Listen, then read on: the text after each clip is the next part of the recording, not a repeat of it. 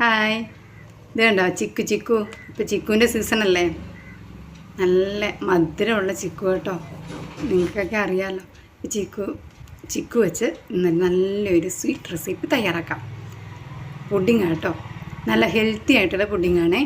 China Greece ഇല്ല, gelatin ഇല്ല, അങ്ങനത്തെ ഇൻഗ്രീഡിയൻസ് ഒന്നും ഇല്ലാത്ത നല്ല ഹെൽത്തി ആയിട്ടുള്ള നല്ലൊരു പുഡിങ്. എല്ലാവർക്കും ഇഷ്ടപ്പെടും. തയ്യാറാക്കി നോക്കണേ. വാ നമുക്ക് തയ്യാറാക്കാം. പുഡിങ് തയ്യാറാക്കുന്നതിനായിട്ട് ഒരു 6 ചിക്കുവാണ് ഞാൻ എടുക്കുന്നത്. അതിൻ്റെ തൊലിയെല്ലാം ഒന്ന് പീൽ ചെയ്ത് വൃത്തിയാക്കി എടുക്കാവേ. അതിൻ്റെ കുരുവെല്ലാം കളഞ്ഞ് വൃത്തിയാക്കി എടുത്തിട്ടുണ്ട്. ഒരു 3/4 കപ്പ് അളവിൽ റാഗി നല്ല ചൂടുവെള്ളത്തിൽ കഴുകി 2 മണിക്കൂർ കുതിർത്തതിന് ശേഷം മിക്സിയുടെ ജാറിൽ നന്നായിട്ട് അരച്ചെടുക്കണം. അരച്ചതിന് ശേഷം അതിലേക്ക് കുറച്ചുകൂടെ വെള്ളം ഒഴിച്ച് ലൂസാക്കിയതിന് ശേഷം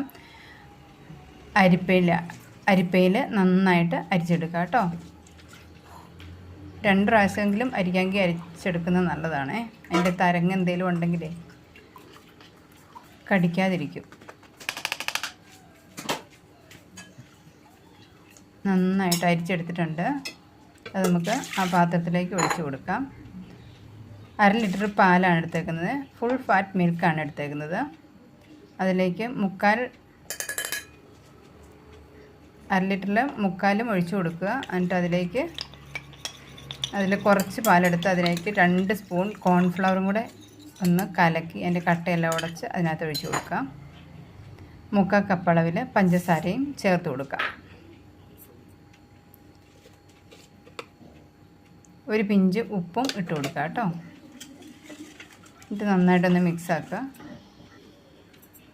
ഇത് നമുക്ക് അടുപ്പ വെച്ച് ബബിൾസ് വരുന്നത് വരെ ഒന്ന് കുറുക്കിയെടുക്കുക കേട്ടോ. നല്ല ഹെൽത്തി ആയിട്ടുള്ള നമ്മുടെ ഇപ്പോഴത്തെ നല്ല ചൂടല്ലേ, ഈ ചൂടിനെ തടുക്കാനൊക്കെ നല്ല ടേസ്റ്റി ആയിട്ട് ഹെൽത്തിയാണ്. ശരീരമൊക്കെ തണുക്കാൻ നല്ലതാണ് കേട്ടോ. 2 ചിക്കുവിൻ്റെ ഫ്ലഷ് എടുത്തിട്ടുണ്ട്. അത് നമുക്കൊന്ന് അരച്ച് മിക്സിയുടെ ജാറിൽ അരച്ചിട്ട് അത് ഇതിലോട്ട് ചേർത്ത് കൊടുക്കാം കേട്ടോ. ബബിൾസ് വന്നതിന് ശേഷം ചേർത്ത് കൊടുത്താൽ മതി കേട്ടോ. അതും കൂടെ അതിനകത്തിട്ട് മിക്സാക്കി കൊടുക്കാം.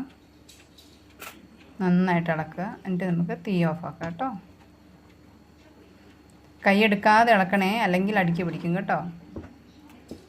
ഉണ്ടോ, ഇതാണ് അതിൻ്റെ കൺസിസ്റ്റൻസി. ഒന്ന് തണുക്കട്ടെ. എന്നിട്ട് നമുക്ക് ട്രേയിലേക്ക് കുറച്ച് നെയ്യ് വരട്ടാം.